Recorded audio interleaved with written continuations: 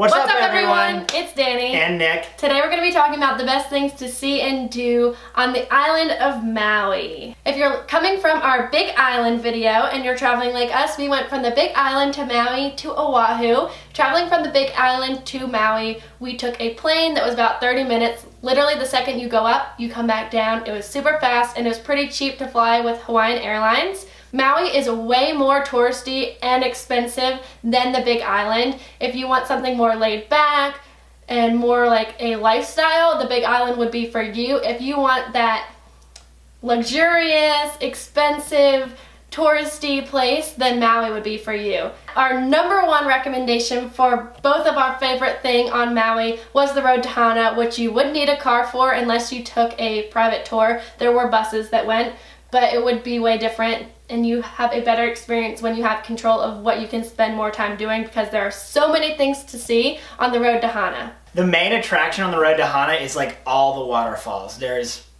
countless number of them. My favorite thing was not actually a waterfall, and it's called Venus Pools. If you have the Maui Revealed book, which we would definitely recommend getting because it was so helpful, it will teach you how to get there because Venus Pools is so hidden. You park along the side of the road and you walk in someone's property, but they let you walk there so it's not illegal or anything. You have to walk over a little gate to get there, but once you get to Venus Pools, there is nothing like it. It is hard to get to, so there was basically no one else there. We saw like two other couples, and you just walk down a little rock, and then you can sit there and hang out over the water. You can jump into the water. It was coming from the ocean, you could actually see it. So the ocean was here, then there was a little barrier, but the water was coming over the barrier into this pool that was the ocean water, but a pool instead of all the waves there. And then you could actually swim over to a little island and then look over into the ocean, which was super amazing. My favorite waterfall on the Road to Hana was Three Bears. It's pretty early on in the drive, so it's probably the first major one that you're going to come to. I would definitely recommend using Google Maps to help you distinguish the waterfalls. Sometimes they all start to look the same, but there's not a lot of parking right next to the waterfall, but a good tip is just drive a little bit further up the road and there's a small parking lot on the left and you can just walk down the road to it. You can go swim right up to the waterfall. There's kind of like a pool of fresh water there that I got in and swam up to the waterfall, which is really, really neat. You can have the water beating down on you. You can get some really cool, just different photos there. If you have a GoPro, definitely one of those spots you're going to want to take it to. My favorite waterfall was over at Seven Sacred Pools. So there are a couple different hikes you can do at Seven Sacred Pools. There is a half-mile hike that you can get to just to see the pools and look at the ocean, which was definitely beautiful. If you want to go on a little bit of a further hike, you can hike up to a waterfall. You can't actually go and touch the waterfall anymore because some people have had some accidents.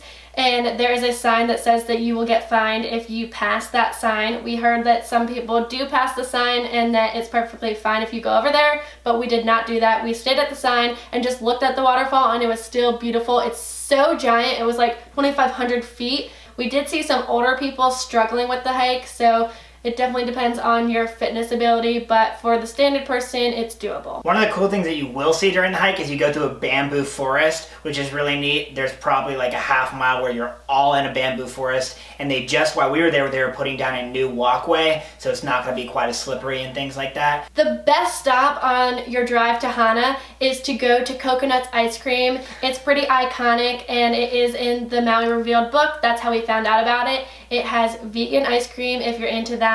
It's all coconut based, so it did taste coconutty even though we didn't get coconut flavor. So if you're not into coconut flavored things, then this would not be for you. But it was delicious, and the owner was there scooping the ice cream herself, and she was so interested in what we were doing and where we came from. So to have someone who was interested in making a relationship who owned a small business like that was super cool, and we would totally support you guys going to visit her because she was awesome. When we did the Road to Hana, we were staying in Wailea, and it's an all-day thing to do the Road to Hana. You basically have to drive around the entire island to get there. The Road to Hana itself takes 2 hours, not to mention the driving to and from wherever you're staying. One of the big things that you need to make sure you do is get gas before you start the Road to Hana itself. There is no gas on the road other than when you finally get to Hana. So get gas before you start the drive, and then if you want to, you can fill up in Hana. However, it is twice as expensive to get gas there, so just be prepared for that. The Road to Hana was basically the only thing we did that had us leave Wailea. Everything else we did was right around there. By this point in our trip, we were ready to just relax and hang out at beaches or the pool where we were staying. So everything else that we're recommending is right around the Wailea area. With that being said, Wailea Beach is a very popular attraction. It's one of the most popular beaches in the whole world. And that being said, it was very crowded. If you're into that, then go see it and hang out there, but maybe don't spend your whole day there, and go find a beach that's more secluded and that you would get to spend more time doing what you enjoy instead of being on top of people in the water and out of the water. We recommend Big Beach for that. Big Beach is 4 miles away from Wailea. It's a really, really easy drive. It's connected to Little Beach. However, be careful if you go there because it is a nudist beach, and yes, there are naked people there. So just be prepared. But Big Beach is definitely kid-friendly. It's a much bigger beach, as the name implies. There's plenty of area to spread out. It's a really nice beach to just hang out on, and it's much less crowded than the more popular Wailea Beach. Big Beach is not necessarily a snorkeling beach. We did bring our snorkeling gear, but basically it's mostly just sand on the bottom, no coral, so you're not going to be getting as many. However, we did hear that there are dolphins out there in the morning, so you might see those if you go early. A fun way to go snorkeling is to go with a guided tour.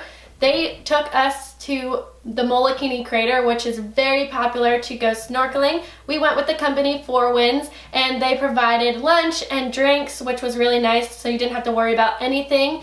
The boat ride was way further than I thought because you can see the crater from Wailea Beach, but you had to drive to get to where the boat station was, so that was a little bit further away, which made the boat ride about an hour to get to the Molokini Crater. But once you got there, it was so much fun. We were in the water for like a solid 2 hours just snorkeling around. You could see a bunch of different animals and fish, which was really cool. So those are our recommendations for the best things to see and do in Maui. We also wanted to give our recommendations of where we like to eat. We stayed in a golf course area, so right next door was Mateo's Osteria. It was expensive, and they basically made you have to have reservations, so we just sat in the bar area each time we went there. It was delicious food, even though it was expensive. Basically everywhere in Maui is going to be expensive. It's hard to find a reasonably priced menu anywhere, so you're going to be paying a lot, and at Mateo's we found that it was worth our money because it was delicious and fresh, and the staff was always really friendly. One of the other cool things at Mateo's is they have wine on tap. So if you're a wine lover, they definitely have all your good Italian wines, and some of them are on tap, which is pretty cool.